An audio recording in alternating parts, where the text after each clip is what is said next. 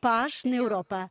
Um tema muito pertinente, dada a guerra na Ucrânia, que entrou no 6º mês, no mesmo dia em que a Ucrânia assinalou o Dia da Independência. Conosco, Yulia Tymoshenko, a antiga primeira-ministra ucraniana por 2 vezes e um dos principais rostos da Revolução Laranja. Conosco também Hryhorij Nemyria. Welcome. We're also being joined by Hryhorij Nemyria é o primeiro vice-presidente da Comissão dos Negócios Estrangeiros do Parlamento da Ucrânia. Seja bem-vindo também. E para termos a visão e a perspectiva da União Europeia, da Croácia e da Polónia, damos também as boas-vindas a Kolinda Grabar-Kitarović, antiga presidente da Croácia, e a Aleksandr Kwaniewski, o antigo presidente da Polónia. Bem-vindos.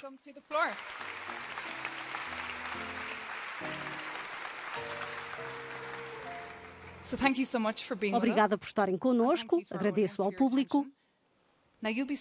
Vai falar na sua língua materna, o ucraniano, e ajudará um pouco na tradução. Obrigada. A minha primeira pergunta é para Yulia Tymoshenko. A ideia de uma Ucrânia pacífica para onde milhões de famílias ucranianas possam voltar parece muito distante. Quando é que pensa que isso poderá ser uma realidade? Agora a questão mais difícil é quando terminará a guerra e onde está o caminho para a paz. Hoje no mundo considera-se que existem 2 caminhos para a paz.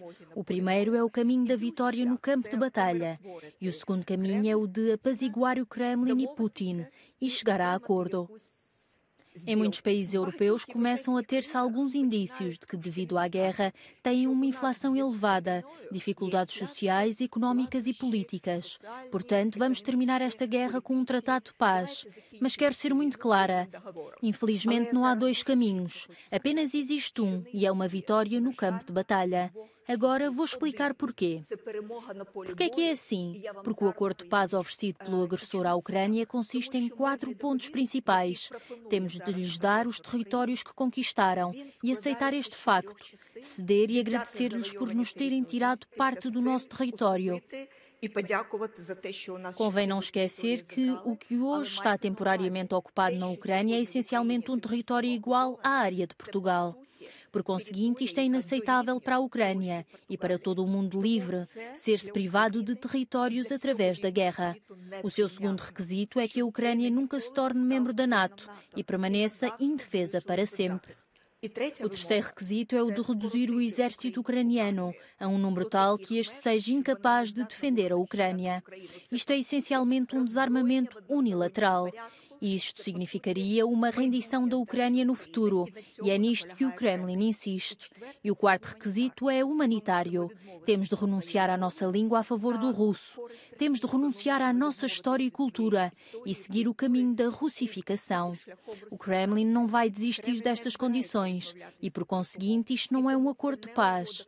Trata-se, de facto, de uma capitulação que eles querem fixar com a participação ucraniana. Ninguém na Ucrânia, desde o presidente até uma criança comum, alguma vez concordará com estas condições. É impossível. E quero dizer-vos que este não é um caminho para a paz, é um caminho para a continuação da guerra. Por isso, juntamente com 50 países unidos na coligação de Ramstein, para ajudar a Ucrânia, alcançaremos definitivamente a vitória. Neste momento, o exército ucraniano está a conduzir uma contraofensiva. Sr. Nemyria não é apenas intérprete neste debate, está também aqui para dar a sua visão. A mesma pergunta, acredita que estamos agora em modo de guerra longa? Muitas pessoas pensaram de forma semelhante em 2008, quando a Federação Russa atacou a Geórgia e ocupou e ainda ocupa 25% do território georgiano. Muitas pessoas pensaram o mesmo em 2014, quando a Rússia anexou a Crimeia e ocupou uma parte significativa da minha terra natal, o Donbass. Assim, isso seria suficiente para Putin, pois a única coisa que lhe interessa realmente é a Crimeia. Se a Crimeia é negociável, então ele não avançará mais. Não é o caso, ele está a ir mais longe. Portanto, responder à sua pergunta não é sobre distância, não é sobre o tempo. É sobre as conclusões certas e as lições certas a serem aprendidas. E há duas lições que creio que são muito viáveis. A primeira conclusão, a primeira lição, o 24 de fevereiro trouxe um acontecimento fenomenal. A zona cinzenta desapareceu. Não há mais zonas cinzentas na Europa. O que é que são zonas cinzentas? Aqueles países, entre eles, os diplomatas na altura da Guerra Fria estavam a jogar. Que papel é melhor para estes países entre pontos, zonas tampão ou qualquer outra coisa? Mas o próprio facto da Finlândia e da Suécia, quando a guerra começou, terem decidido aderir à NATO e não estarem mais dispostos a estar no vazio de segurança, é uma lição muito poderosa a ser aprendida por outros, e não apenas pela Europa, mas também em regiões como a do Pacífico. A segunda conclusão e lição a ser tirada: qual é o valor de algo que se chama garantia de segurança para a Ucrânia? É muito importante porque em 1994 a Ucrânia desistiu do terceiro maior arsenal nuclear do mundo, maior do que o do Reino Unido, França e China juntos. Em troca da adesão ao Tratado de Não Proliferação de Armas Nucleares. O terceiro maior arsenal nuclear consiste em 2.000 ogivas estratégicas, ou 176 ICBMs, mísseis balísticos intercontinentais, 44 bombardeiros estratégicos e 2.500 bombas nucleares táticas. Foi tudo transferido para a Rússia e destruído. Em troca, a Ucrânia recebeu garantias de segurança no antigo Memorando de Budapeste, assinado pelo presidente da Federação Russa e Yeltsin na altura, pelo presidente dos Estados Unidos, Bill Clinton, e pelo primeiro-ministro do Reino Unido, John Major.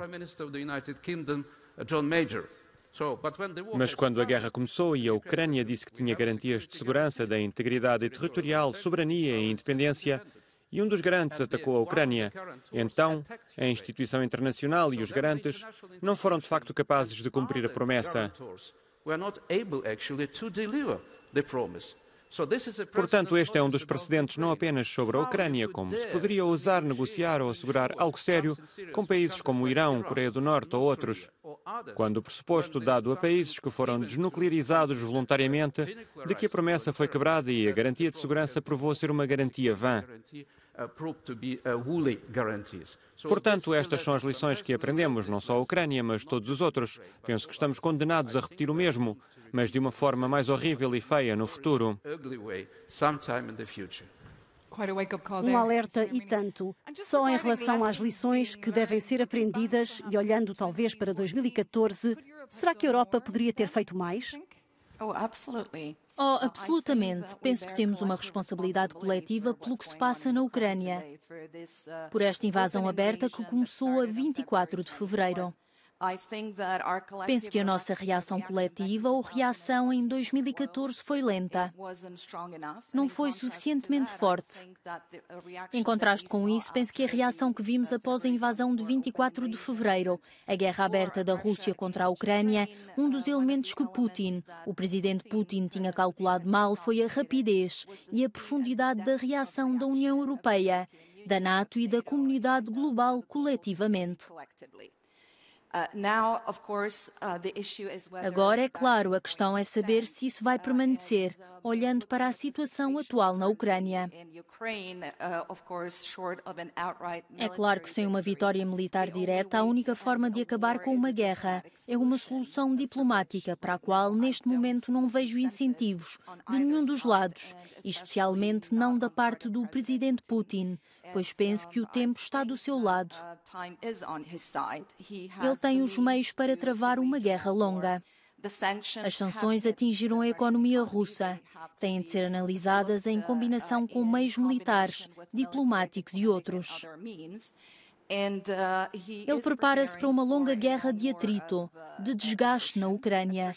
Esta guerra de desgaste de rendimentos a um preço muito elevado, mas também de desgaste da nossa unidade e do nosso propósito e determinação no Ocidente e noutras partes do mundo. Porque com o aumento dos preços de energia, com a inflação, com a militarização dos alimentos e da energia, sem qualquer dúvida haverá insatisfação nas nossas próprias sociedades, com o que vamos enfrentar este inverno. Portanto, penso que é da maior importância que os governos atenuem os efeitos da crise nas nossas respectivas sociedades, especialmente para as pessoas mais vulneráveis da população. Mas quando penso na minha própria experiência, eu tinha 23 anos quando a guerra eclodiu. E na altura em que ia para a cama à noite, ouvia explosões a cerca de 20 quilómetros de Zagreb. Estava grata pela cama quente em que podia dormir nessa noite.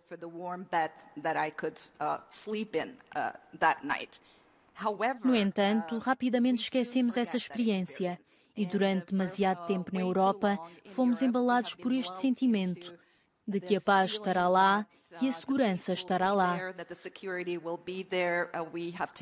Tomamos a paz como certa, especialmente as gerações jovens que não viram a guerra e a destruição.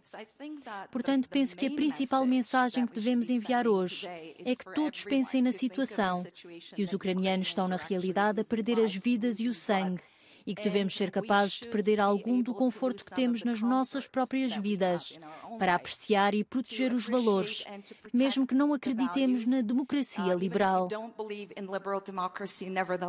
No entanto, temos de proteger o direito internacional, a soberania dos Estados, a integridade territorial e o direito de cada nação e indivíduo a escolher o seu próprio futuro. A minha mensagem à geração jovem e à geração de propósitos é que não devemos deixar que os rufiões governem o mundo.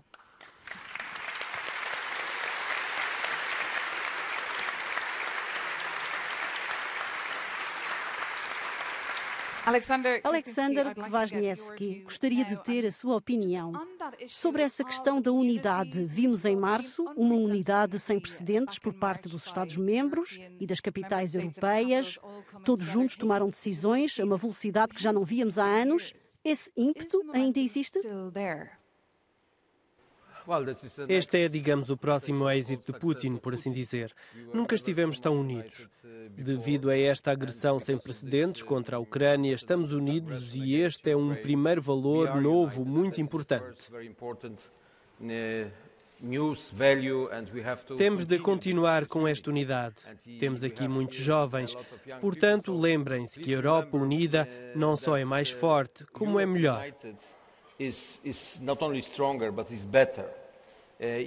Se a Europa estiver desintegrada, não temos quaisquer hipóteses no século XXI neste processo global. Temos concorrentes fortes, por vezes inimigos. A Rússia é inimiga, a China é um forte rival. Provavelmente nos próximos meses veremos a China também como um inimigo devido à agressão bastante provável contra Taiwan. Portanto, a primeira mensagem é que uma Europa unida é mais forte, é melhor, e isso é um bom espaço para todos nós e também para a vossa geração jovem. Tenho medo, claro, porque sabem como a vida é e nós sabemos que as pessoas têm uma paciência muito limitada. Por isso tenho muito medo de tudo. O que irá acontecer durante o inverno, porque a crise energética está a chegar. Não temos qualquer hipótese de a evitar. Teremos provavelmente alguns apagões de energia em alguns lugares. Teremos inflação, preços elevados, etc. E é muito importante compreender neste período difícil que estamos a lutar juntamente com a Ucrânia pelos valores mais importantes como a democracia, soberania, respeito, direitos humanos, dignidade, etc. Assim, é claro, a Europa Ocidental, mas também a Polónia, enquanto país, após 30 anos de transformação muito positiva e bem-sucedida, é cada vez mais uma sociedade orientada para o consumo. Assim, para nós, não é fácil aceitar que as condições de vida serão piores ou podem ser piores, mas é necessário compreender que este é um momento, um período da história em que temos de sofrer porque estamos a lutar por valores muito mais importantes, por coisas muito mais importantes. A minha geração, a vossa geração, nunca foram confrontadas com tal desafio. As gerações dos meus pais, dos meus avós, foram confrontadas a cada 10, 20 anos com guerras, com conflitos, com pobreza, fome, etc, etc. Portanto, isto é para todos nós um desafio realmente difícil, mas muito importante.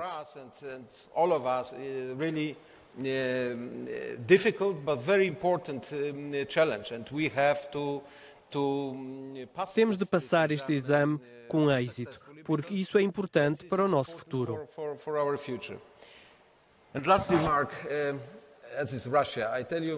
Por último, é a Rússia. Digo-vos, participei em algumas discussões e um dos elementos de tal controvérsia foi a Rússia de Putin contra a Ucrânia ou a guerra da Rússia contra a Ucrânia, porque seria mais fácil, provavelmente, para todos nós dizer: bem, esta é uma guerra de Putin, porque a sua obsessão é reconstruir a grande Rússia e, claro, reconstruir o império. Ele precisa de um país tão grande e grandioso como a Ucrânia, como a Bielorrússia e alguns países da Ásia Central. Seria provavelmente mais fácil compreender se mudarmos, ou se um dia Putin for mudado, o Kremlin terá uma situação melhor. Podemos abrir um novo capítulo nas relações com a Rússia. Mas digo-vos, conhecendo a Rússia bastante bem, já li muitos livros e tiveram há poucas horas aqui a Anne Applebaum, e ela contou-nos que a história liberal da Rússia, que é esse o período, e talvez período zero, nunca existiu. É claro que tivemos algumas novas ideias liberais ou líderes, mas nunca foram bem-sucedidos. Portanto, infelizmente, na minha opinião, isso é um problema porque essa é a guerra da Rússia que está muito ligada à compreensão russa do mundo, à compreensão russa da posição da Rússia neste mundo. E são muitos sentimentos imperialistas e a Rússia nunca decidiu discutir abertamente dentro deste país o problema do passado, da época mais triste da União Soviética, etc. Esta ideia da grandeza russa dos territórios. E isso é algo que, infelizmente, é muito profundo na mentalidade russa. That is something what is unfortunately very deep in Russian mentality. Falo disto porque temos de estar preparados para que um dia Putin termine a sua presidência e tenhamos uma próxima geração de líderes. A situação, especialmente em relação à Ucrânia, pode ser a mesma porque, para quem tem esta ideia de grande Rússia, do papel do próprio país no mundo, a Ucrânia é uma parte crucial. E porque eles querem a Rússia, quer com Putin ou sem Putin, ou com algum sucessor de Putin, a Rússia quer ter controle total sobre a Ucrânia. Este conflito prolongar-se-á por muito, muito tempo, mas nós podemos vencer. Nós podemos ganhar.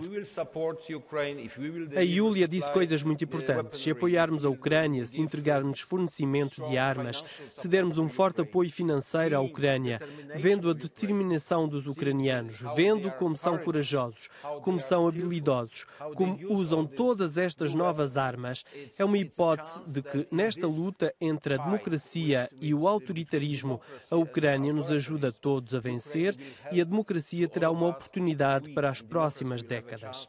E este é um elemento de apoio total à Ucrânia. E o segundo é, evidentemente, a nossa união.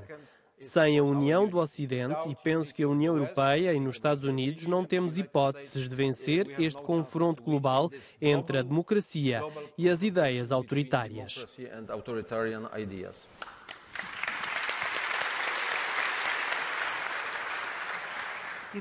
Yulia Tymoshenko, muito obrigada por ter estado connosco. Sr. Nemiria, muito obrigada pela interpretação e pelos seus conhecimentos.